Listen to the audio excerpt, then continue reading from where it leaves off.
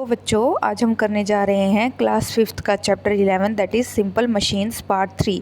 तो बच्चों इस चैप्टर को हम दोबारा से रिवाइज़ करेंगे क्योंकि हम अगर हमसे कोई पूछे कि मशीन्स अगर हमारी लाइफ में ना हो तो क्या होगा, तो हम कहेंगे कि it's very difficult to live.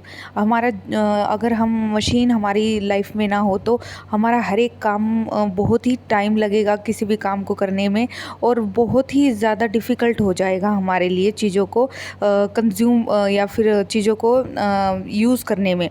तो मशीन्स हमें जितनी भी चीज़ें हैं उनको यूज़ करने में बहुत हेल्प करती हैं। हालांकि it required some muscular energy. यह आप देखो, मशीन अपने आप से काम नहीं करेगी, आपको एटलीस्ट उसको चलाना पड़ेगा, तो it needs some muscular energy. ठीक है, तो सिंपल मशीन्स में आ जाती है लीवर, स्क्रू। तो हमने यहाँ पर पढ़ा है कि मशीन्स ना 6 प्रकार की होती हैं, 6 टाइप्स, जिसमें से हमने फर्स्ट पढ़ी थी दैट इज़ लीवर। तो लीवर के हमने पढ़े थे कि भाग होते हैं। कौन कौन से भाग होते हैं? फलक्रम, लोड एंड एफर्ट, जिसको हम FLE से डिनोट करते हैं। फिर हमने पढ़ा था कि जो लीवर है उसको हमने 3 क्लासेस में क्लासिफाइड कर दिया गया है अकॉर्डिंग टू दिस 3 पार्ट्स। तो यहाँ पर पोजीशन के हिसाब से हमने फर्स्ट क्लास, सेकंड क्लास और थर्ड क्लास को अलग अलग वर्गों में डाल दिया है। तो बच्चों यहाँ पर जो फर्स्ट पार्ट है दैट इज़ फलक्रम। फलक्रम एक ऐसा पॉइंट है जिससे कोई रोड या कुछ भी अटैच हो, जो पॉइंट ऑफ अटैचमेंट है उसे कहा जाता है फलक्रम। लोड, भार, जिसको हमने उठाना है या मूव करना है वो हमारा कहलाता है लोड। एफर्ट मतलब बल जो हम लगाते हैं, जो हमारी मस्कुलर एनर्जी लगती है उसे हम एफर्ट कहते हैं। और ये तीनों भाग किसके हैं? लीवर के। तो इन्हीं को ध्यान में रखते हुए जो लीवर है वो 3 क्लासेस में डिवाइड कर दिया गया है अकॉर्डिंग टू देयर पोजीशन। ठीक है बच्चों, तो पहली जो है फर्स्ट क्लास लीवर, जैसे कि मैंने आपको एक फॉर्मूला बताया था पहले ही, FLE। ठीक है, आप इसको इस तरीके से लिख लिए और यहाँ पर आप लिखें क्लास। ठीक है, first class, second class, third class. ठीक है, तो अब यहाँ पर आपने सिर्फ मिडल पोजीशन को ध्यान में रखना है कि मिडल में कौन सा है। तो मिडल में हम बात करेंगे मिडल की। ठीक है, तो फर्स्ट क्लास में मिडल में कौन होता है? फलक्रम। सेकंड क्लास में मिडल में कौन होगा? लीवर। थर्ड क्लास में मिडल में कौन होगा? एफर्ट। इसका मतलब जो मिडल में होंगे, जो बाकी 2 बचे वो कहाँ होंगे? बिल्कुल साइड में। ठीक है बच्चों, तो ये एक फॉर्मूला है जो आप बिल्कुल दिमाग में रखें, कभी आप भूलेंगे नहीं। जैसा आप देख सकते हैं कि फलक्रम क्लास 1 में कहाँ पर है? बीच में। तो आप यहाँ ऑब्जर्व भी कर सकते हैं, आप बीच में देख रहे हैं। फिर आप देखेंगे कि सेकंड क्लास में बीच में क्या है? लोड। तो मैंने लिखा है ना, लोड सेकंड क्लास में बीच में आता है।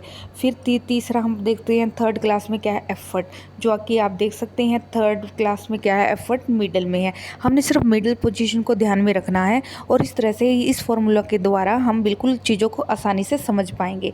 ठीक है बच्चों, अब हम स्टार्ट करते हैं कि कुछ एग्जाम्पल जो एग्ज़ाम में पूछे जाते हैं वो मेनली एग्जाम्पल होते हैं। अब हमने यह तो पढ़ लिया कि फर्स्ट क्लास लीवर में फलक्रम क्या है? बीच में आता है, तो पॉइंट ऑफ अटैचमेंट यहाँ पर आता है। तो बात करते हैं सीज़र की। कैसे सीज़र हमारी मतलब इस फिनोमेना पे बेस्ड है, इस विधि पे कैसे बेस्ड है? तो फॉर एग्जांपल देखो, सीज़र को मैं अगर यहाँ पर ड्रॉ भी करती हूँ तो यहाँ पर आप देख सकते हैं ये पॉइंट कौन सा है?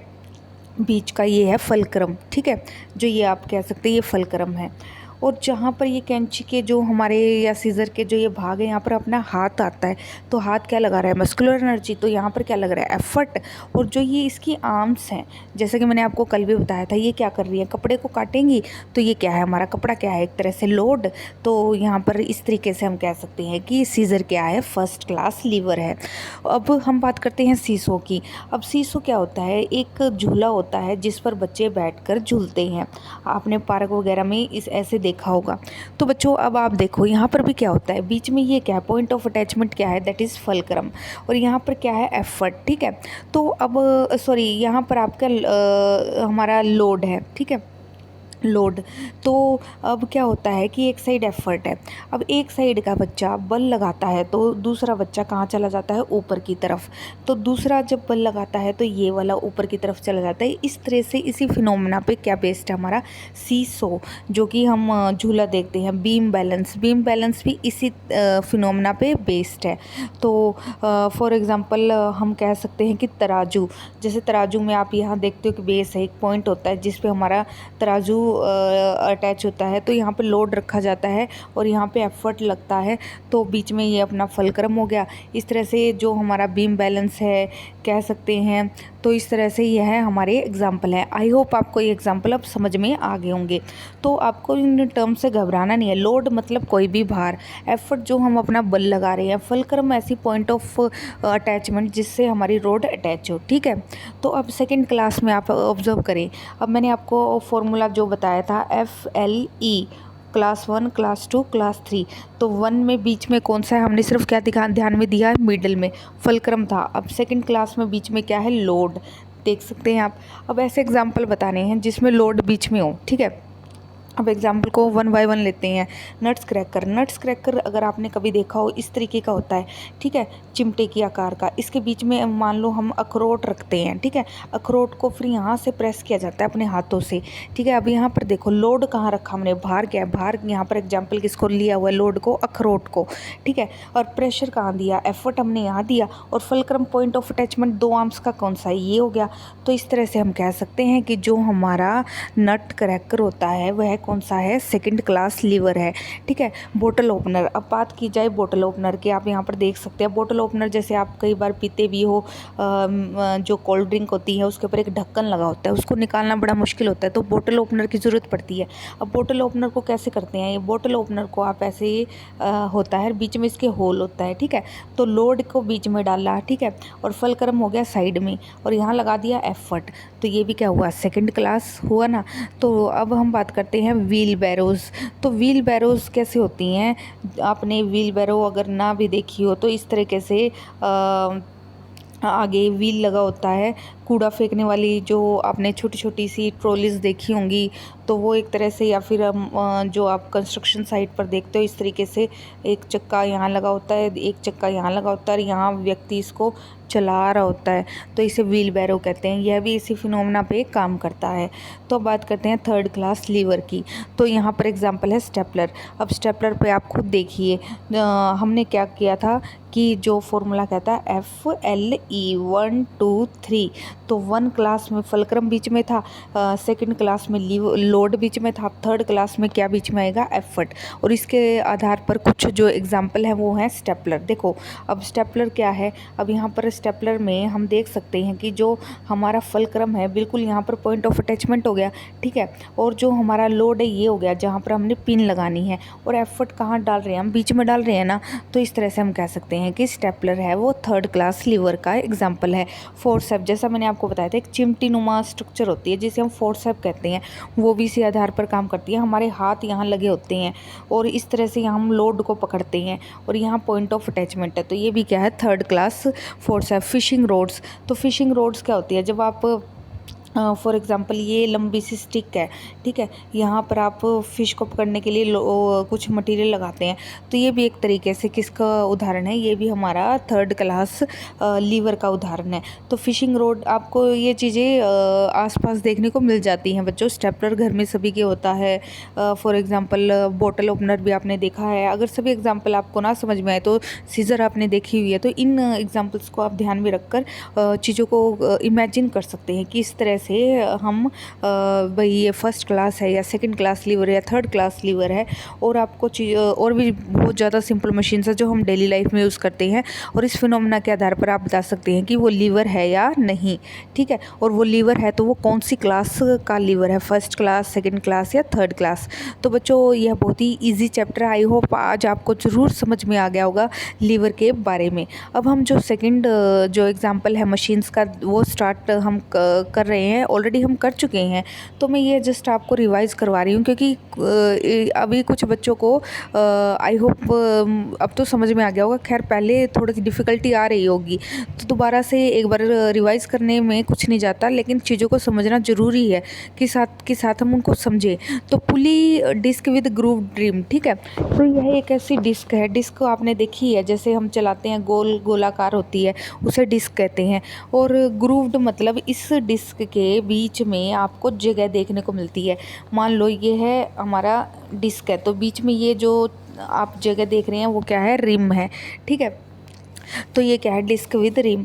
तो आपको मैंने कल भी एग्जांपल दिया था, जैसे जो हमारा वेल होते हैं, कुआं होता है, कुएं के ऊपर आपने पुली को देखा होगा, ऐसे पुली होती है। और हम बनाते भी है, जब ड्राइंग वगैरह बनाते हैं तो इसमें चेन या फिर रस्सी होती है, जो एक साइड लोड के साथ अटैच होती है, दूसरी साइड हम क्या लगाते हैं, एफर्ट। तो पुली को यहाँ पर आप देख भी सकते हैं, एक तरह से यहाँ चेन लगी हुई है, यहाँ पे हम लोड को अटकाते हैं।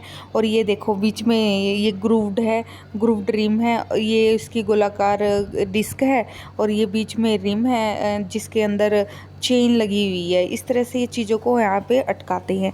तो आई होप आपको पुली भी समझ में आ गई होगी। यह बहुत ही आसान है, इसमें डिफ़िकल्ट कुछ भी नहीं है। इनक्लाइन प्लेन, तो इनक्लाइन प्लेन में हम रोज़ जो हमारी एवरीडे की जो लाइफ होती है रोज़ की, उसमें हमने इनक्लाइन प्लेन का बहुत यूज़ किया हुआ है।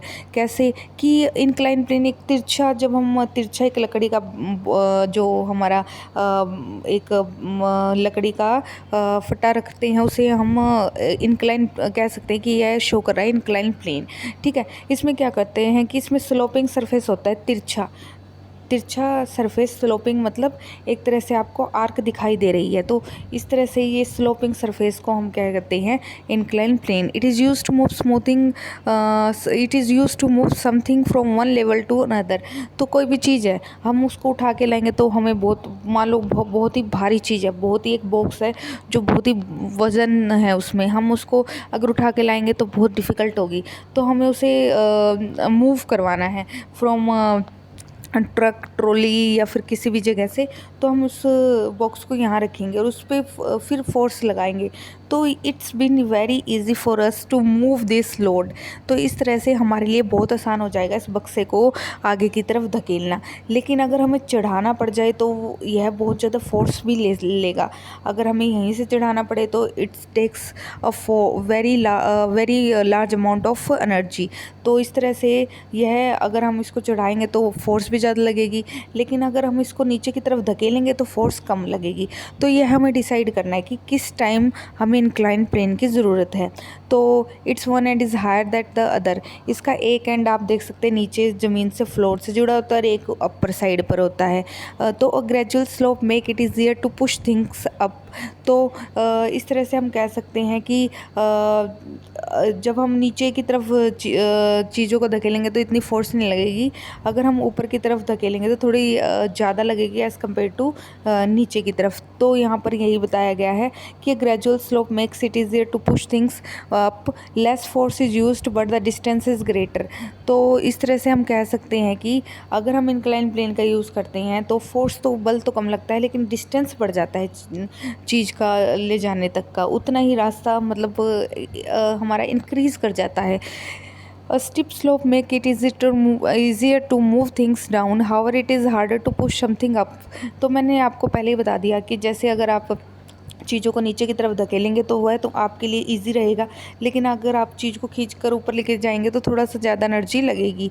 तो you have to use a greater force but the distance covered is less.